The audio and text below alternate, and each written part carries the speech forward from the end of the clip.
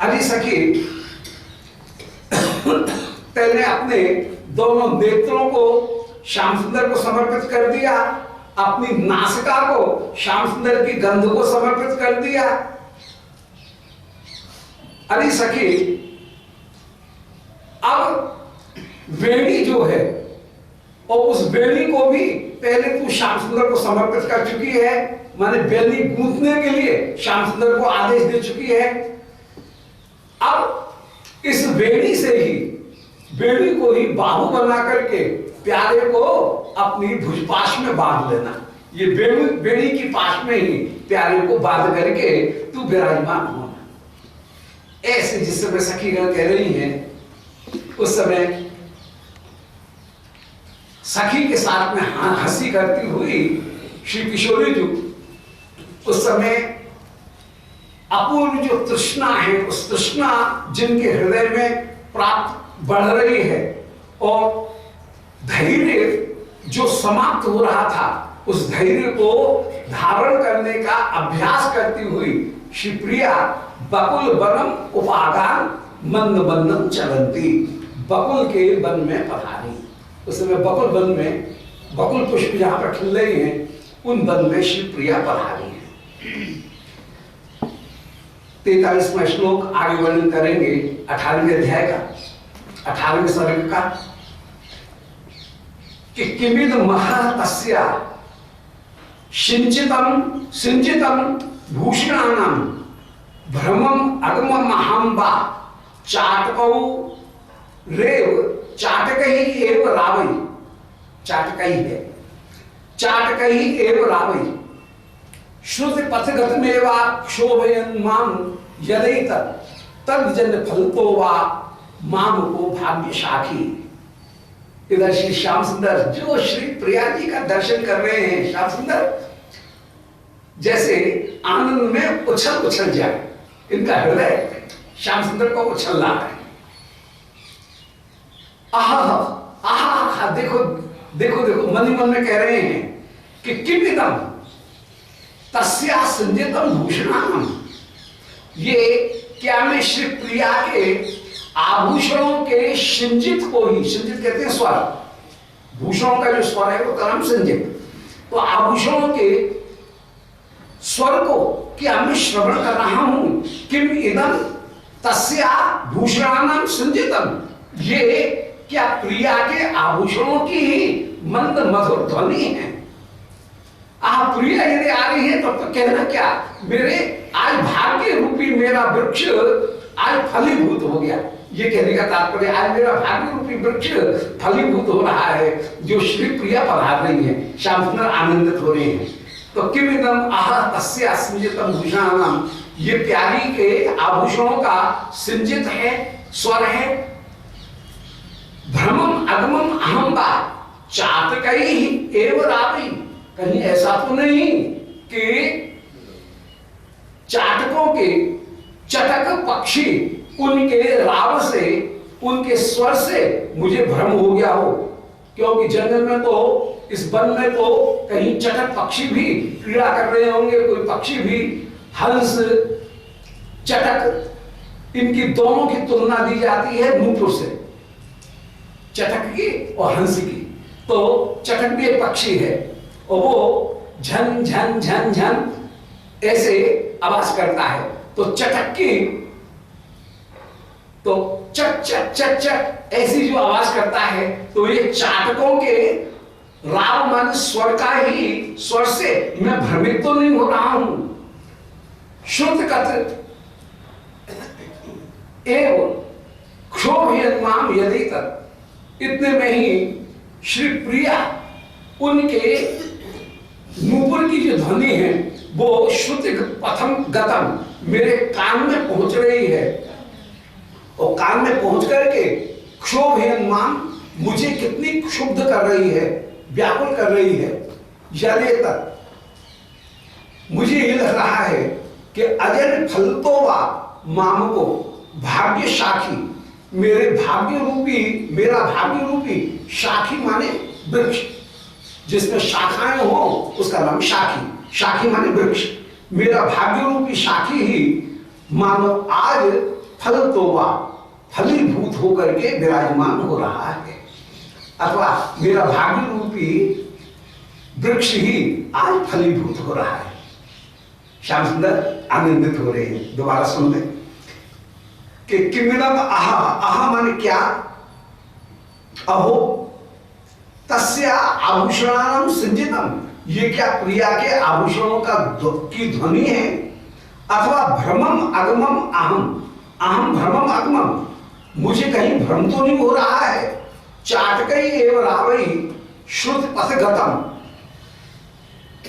कि चट पक्षियों का कोई स्वर वो ही मेरे कान में पहुंच रहा हो और उसके कारण मैं भ्रमित तो नहीं हो रहा हूं।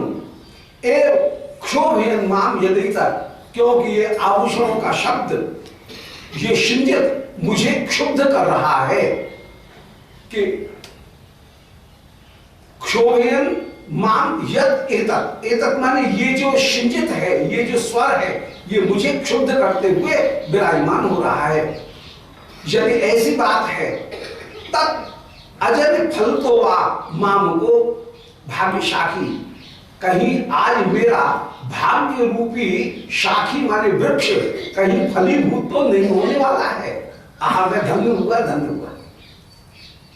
ऐसे श्याम सुंदर विचार करें। भाग्य शाखी ये रूपक का अलंकार, रूपक अलंकार का तो यहाँ पर स्पष्ट रूप से प्रयोग है ही है, और अत्यंत अत्यंत उत्सुक होकर के कहीं ये ऐसा तो नहीं, ऐसा तो नहीं, ऐसे स्वभावोक्ति अलंकार का यहाँ पर प्रयोग है। उत्सुकता में प्यारे की जो स्वभावोक्ति वो प्रकट हो रही है। इति तरुण तमाला सृष्ट पृष्ठम मुकुंदम मोहरप ब्रह्मशंतम काच दादव विलोक्यो पुनमुदित मते आशु व्याज हराम मुजाक्षी कलय सुमुख राधे माधवम तस्तिवांसम। इति तरुण तमाला सृष्ट पृष्ठम मुकुंदम, ऐसा कहते हुए श्री मुकुंद तमाल का जो वृक्ष था उस तमाल के वृक्ष का सहारा लेकर के और आप खड़े हो गए हैं, बैठ गए। श्री श्याम सुंदर तमाल वृक्ष का सहारा लेकर के बैठ गए। इति तरुण तमाल, नया जो तमाल वृक्ष उससे आश्लिष्ट पृष्ठम, अपनी पीठ को लगा करके श्री मुकुंद मुहुरा ब्रह्मशंतम, जब विचार कर रहे हैं, विमर्श कर रहे हैं, विचार कर रहे हैं, ऐसे उस तमाल वृक्ष का दर्शन करके शिवप्रिया जी प्यारे का दर्शन करके उसको प्यारा नहीं समझ रही हैं, उसको तमाल वृक्ष ही समझ रही हैं। श्याम सुंदर तमाल वृक्ष का सहारा लेकर के खड़े हुए हैं और शिवप्रिया दूर से उसको तमाल वृक्ष समझ रही हैं, और तमाल वृक्ष समझ करके ही आहा अरे सखी ये तमाल वृक्ष प्यारे जैसे दिख रहे हैं, आहा इनको छू कर तो देख लूं, ऐसा कहकर के स्वयं ग्रहाश्लेष श्री श्याम सुंदर को प्रदान करती हैं। बोलो लाली लाल की। ये स्वयं ग्रहाश्लेष माने प्रिया स्वयं ही श्याम सुंदर का आलिंगन करती है। बड़ी अद्भुत बात है, ये सामान्य तो होता नहीं है। श्याम सुंदर तो प्रिया का आलिंगन करते हैं, परंतु प्रिया अपने आप श्याम सुंदर का आलिंगन करते हैं। ये स्वयं ग्रह आश्लेष, स्वयं अपने आश्लेष को प्रदान करना, ये जो सौभाग्य है वो आज श्री श्याम सुंदर को प्राप्त हो रहा है। तो स्वयं आश्लेष की उस लीला का वर्णन कर रहे हैं कि श्याम सुंदर तमाल वृक्ष के पीछे सहारा लेकर के खड़े हुए हैं और शिवप्रिया उस समय देख रही है। तो मुह श्याम सुंदर तो ब्रह्मशंतम विचार कर रहे थे, और काचिन आलोक विलोक्यो, उस समय कोई सखी उनके साथ में काचिन मन शिवप्रिया वो ही आलोक विलोक्यो श्याम सुंदर को आगे देख करके प्रमुदित मते आशु, अत्यंत अत्यंत रोमांचित होकर के विराजमान हुई। प्रमुदित मते अपूर्व रोमांचित होकर के विराजमान हुई है। और आशु ब्याज हराम को जाक्षी, एक जो सखी है काचित मन कोई सखी, उस समय ब्याज हराम को जाक्षी कमल लोचना श्री विश्वानंदिनी से रासेश्वरी से एक सखी कहने लगी, अम्बुजाक्षी, अम्बु माने जल, जल से जो उत्पन्न हो, इसका मतलब है कमल, और कमल सरी के जिनके नेत्र हैं, ऐसी अंबुजाक्षी कमल नयना उन श्री वृषभानंद नदी से उस समय काचित व्याजहारो, कोई सखी बोली, व्याजहारी क्रिया है कि कले सुमुख राधे माधवम तस्ते मानसम, बोले अरे सखी राधे माधव को देख। तो ये सखी भी बड़ी चतुर है, कह रही है अरे सखी माधव का दर्शन कर। श्री राधिका कहेंगी कहां है माधव, कहां है माधव? तो कहेंगे अरे सखी मैं तो माधव माने चैत्र के महीने का वर्णन कर रही थी। माधव शब्द के दो अर्थ होते हैं, माधव माने माधव और माधव माने मधु, और माधव वैशाख का जो महीना है उसका नाम भी माधव है। बोलते मैं तो बसंत ऋतु का वर्णन करती थी, माधव माने बसंत ऋतु, मैं तो बसंत ऋतु का वर्णन कर रही हूँ। और शिवप्रिया उनको ऐसे हंसी करती हुई, लज्जित करती हुई विराजमान हो। बोले अरे सके माधव की शोभा का दर्शन कर। बोले कहां है माधव? बोले मैं तो बसंत ऋतु का वर्णन कर रही थी। और शिवप्रिया उस समय उस सखी को अपने लीला कमल से ताड़ित करेगी कि अरे रहने दे, ऐसा कहकर के उस लीला कमल से सखी को ताड़ित करेंगी। और ये सखी उस समय सब खिलखिला करके हंसेंगी। तो कह रही है बोले अरे सखी इतनी उत्सुक मत हो, माधव से भी तुझे मिलन प्राप्त कराऊंगी।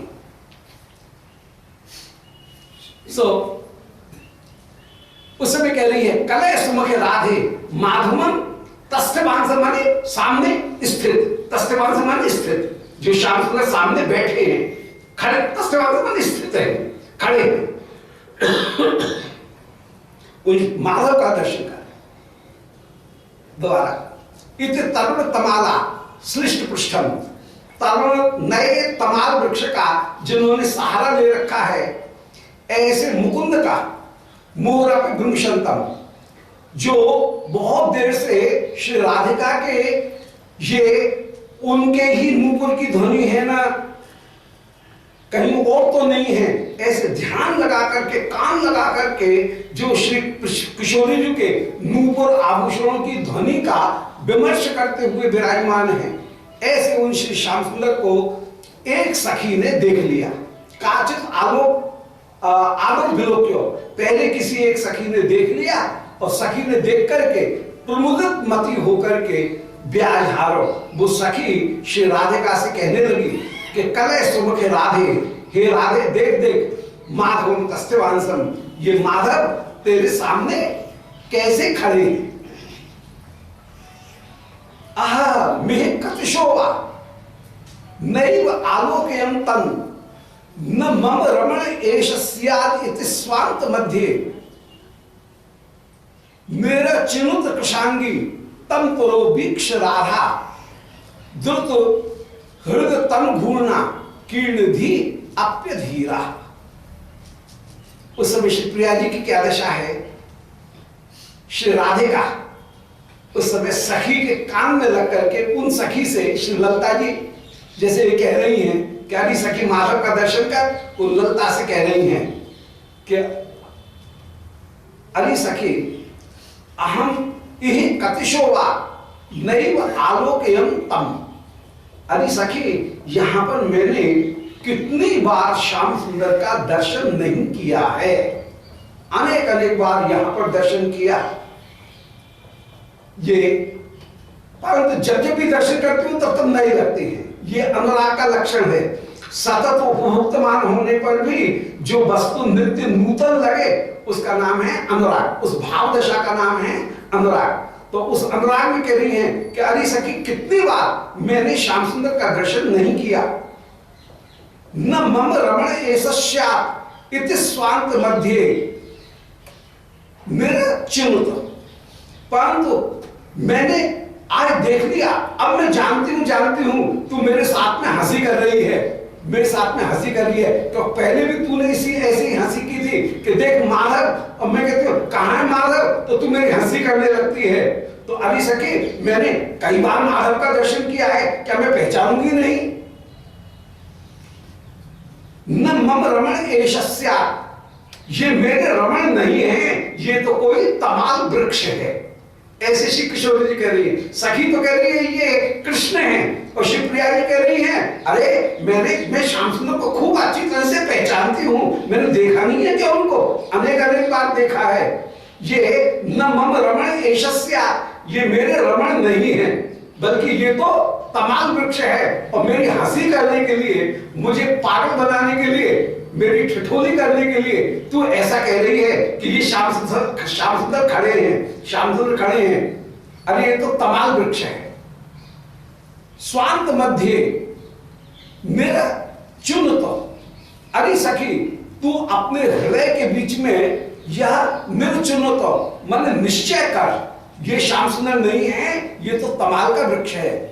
कृषांगी तम पुरो वीक्ष राधा, ऐसा कहकर के उन कृषांगी श्री राधिका ने श्याम सुंदर को सामने देखा, परंतु सामने देख करके भी श्री प्रिया द्रुत हृदय अतन घूर्णा कीर्ण धी अप्यधीरा, यद्यपि वे श्री राधिका द्रुत हृदय, उनका हृदय द्रवीभूत हो रहा है, वस्तु शक्ति तो कहां जाएगी, श्याम सुंदर खड़े हैं तो प्रभाव तो होगा ही होगा, तो वस्तु शक्ति कहां जाएगी। तो द्रुत हृदय, उनका श्री राधिका का हृदय द्रवीभूत हो रहा है, और अतनु घूर्णा, अतनु माने जो अनंग है, जिसका शरीर नहीं है, अर्थात कामदेव, उस कामदेव से की घूर्णा कीर्ण, उद्घूर्णा से श्री राधिका आकीर्ण बुद्धि वाली हो गई हैं, और श्री राधिका अत्यंत अधीरा होकर के देखने लगी, हाँ ये तो तमाल वृक्ष है, प्यारे कहाँ हैं, प्यारे कब मिलेंगे, प्यारे कब मिलेंगे, प्यारे सामने खड़े हैं, फिर भी अधीरा हो रही है। सो श्री प्रिया अधीर होती हुई विराजमान है। बड़ी सुंदर, जो सत्य है उसको असत्य माने, जो असत्य है उसको सत्य माने, उल्टी बात है। ये शिवप्रिया की अपूर्व प्रेम बावरी बेहरन की दशा है, जहां पर प्यारे सामने है, सखी दिखा रही है कि ये कृष्ण है, और शिवप्रिया जी कह रही है कि ना न मम रमण एस्या, ये मेरा रमण नहीं है।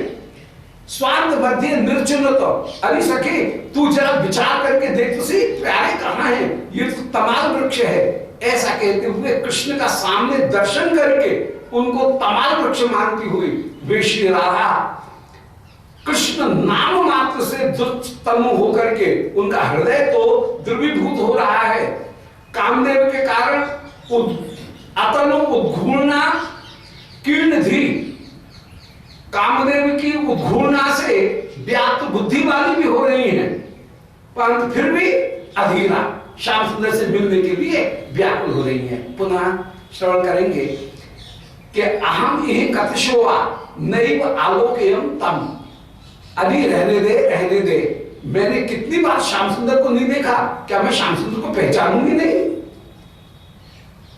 न मम रमण एशस्या, ये तमाल वृक्ष है, ये मेरा प्यारा नहीं है, ये प्यारे थोड़ी है। स्वांत मध्य निर्जनत, तूने आंख खोल करके अपने हृदय में विचार कर ये कौन है, निर्जन पर निर्णय कर। कृषांगी तम पुरो वीक्ष, ऐसा कहते हुए कृषांगी श्री राधिका, अभी कृषांगी शब्द बड़ा उपयुक्त शब्द है, प्रतीकात्मक शब्द है, माने विरह में जो कृषांगी हो रही है, विरह के कारण जो दुबली होती हुई चली जा रही है, तो कृषांगी शब्द का प्रयोग यहाँ पर बिल्कुल यथार्थ में बड़ा यथार्थ होकर के विराजमान। तो कृषांगी, वे कृषांगी श्री राधिका तब पुरोभिक्ष, उन श्याम सुंदर को सामने देख करके भी, यद्यपि द्रुत हृदय, उनका हृदय द्रवीभूत हो रहा है, और अतल घूर्णा कीर्ण धी, कामदेव के द्वारा उत्पन्न होने वाली उद्घूर्णा से उनकी बुद्धि व्याप्त हो रही है, फिर भी वे प्यारे का दर्शन करने के लिए अधीर हो गई हैं। श्याम सुंदर का दर्शन करके भी उसमें अन्यथा कल्पना करते हुए कि ये वृक्ष है, प्यारे का दर्शन करने के लिए व्याकुल हो रही हैं।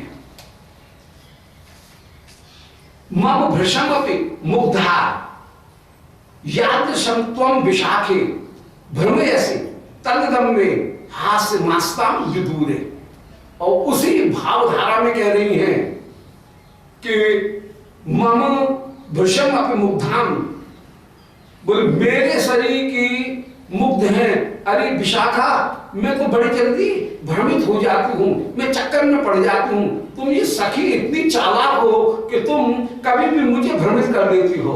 तो मम भृशम अपि मुग्धाम, मैं तो अत्यंत अत्यंत मुग्ध हो जाती हूँ। ऐसी मेरे शरीर की व्यक्ति को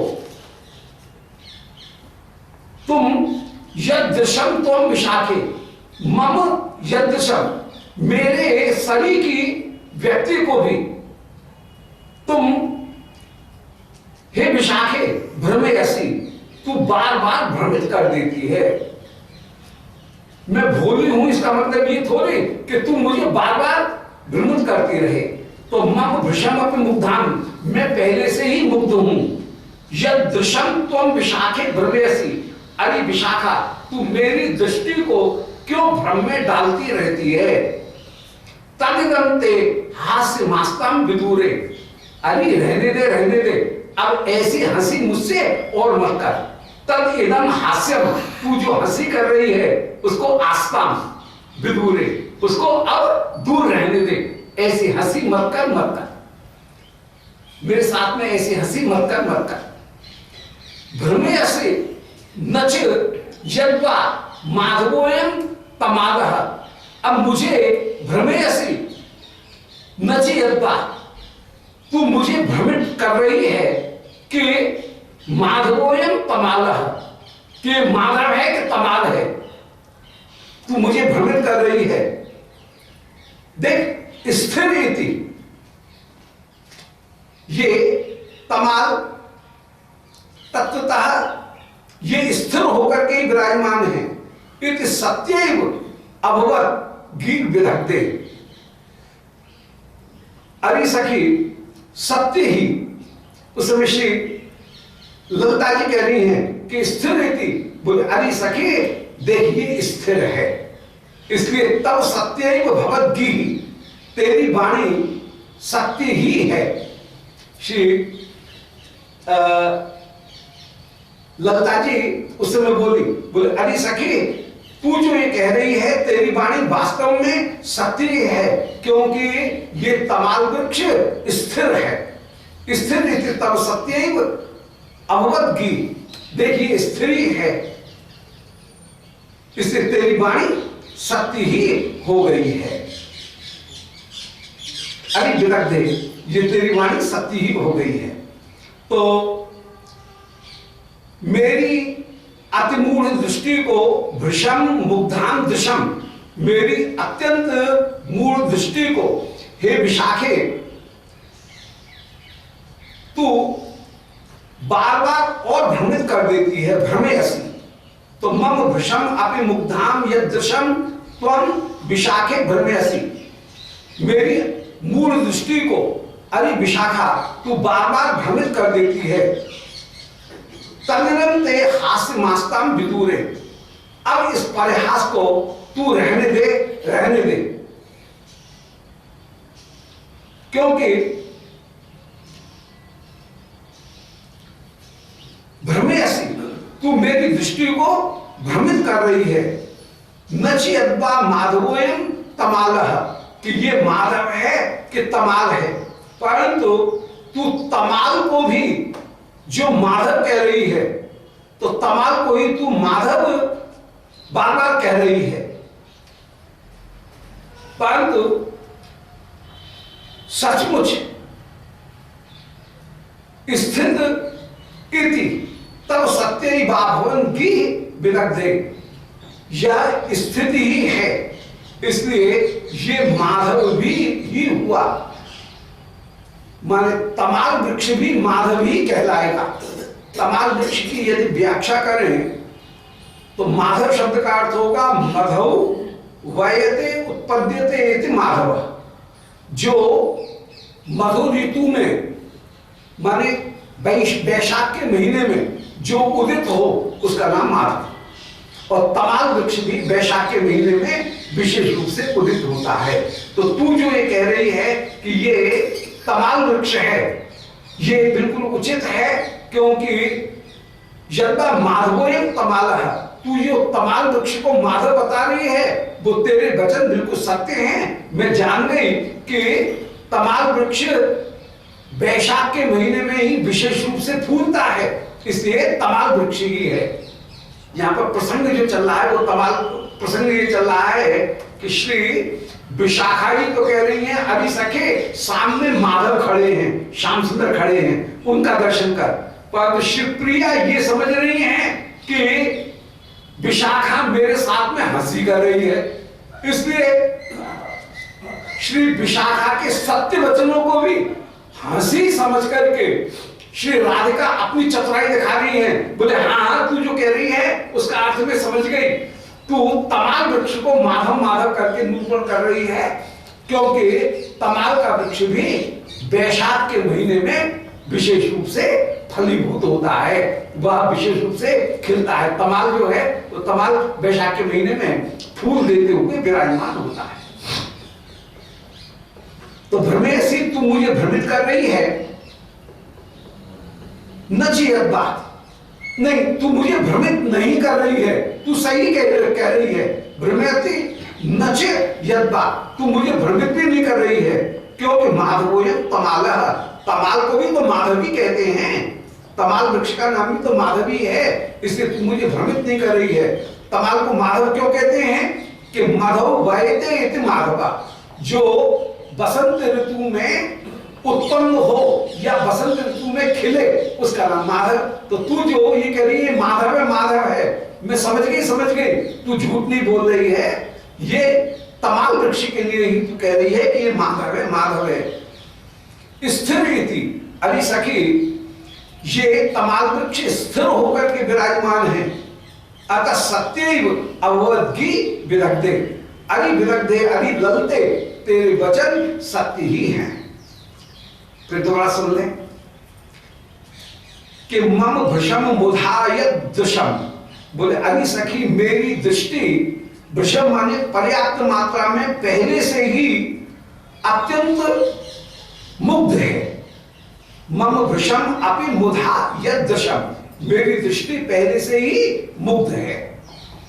ऐसी मेरी दृष्टि को अरे विशाखे भ्रमयसी, तू हमेशा भ्रमित करती रहती है, इसलिए तदिनम ते हास्यम आस्ताम विदूरे, इसलिए अब मेरी हंसी मत कर, तू मेरी हंसी करने के लिए, मुझे पागल बनाने के लिए जो तू हंसी कर रही है वो हंसी करना उचित नहीं है। हास्यम आस्ताम, इस हंसी को अब बंद कर, ये पहले कहा। फिर वे ही श्री राधिका अब दोबारा कहती हैं, बोले अथवा अरे सखी नहीं, श्री ललता जी विशाखा जी उस समय बोली मैं तुझे काय को भ्रमित करूंगी, तो इसके उत्तर में श्री राधिका कह रही है, बोले हाँ सखी ठीक है, भ्रमे से नची यद्वा, वास्तव में तू भ्रमित नहीं कर रही है, तू तो सही कह रही है, मैं ही भ्रमित हो रही हूं कि माधवोयम तमाल, तूने जो कहा वो तो सत्य ही कहा, क्योंकि तमाल वृक्ष का नाम भी माधवी होता है। माधवोयम तमाल, तमाल वृक्ष का नाम भी माधवी होता है। माधव जो होता है कि मधव वयते इति माधव, जो मधु ऋतु में माने बसंत ऋतु में उत्पन्न होता है उसका नाम माधव। तो तू झूठ नहीं बोल रही है, तू सत्य ही बोल रही है।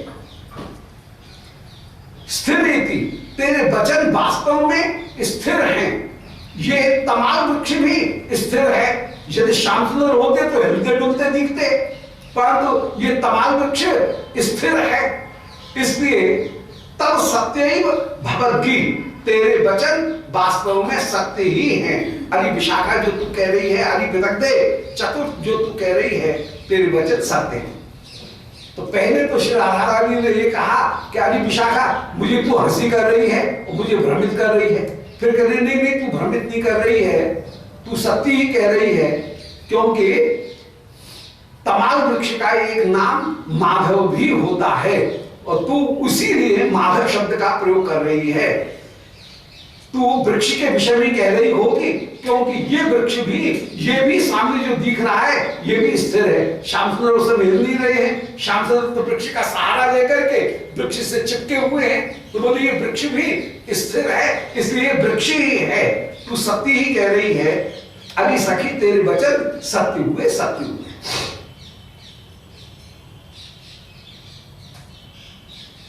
माधव शब्द में श्लेष अलंकार का ये बड़ा सुंदर प्रयोग हो गया।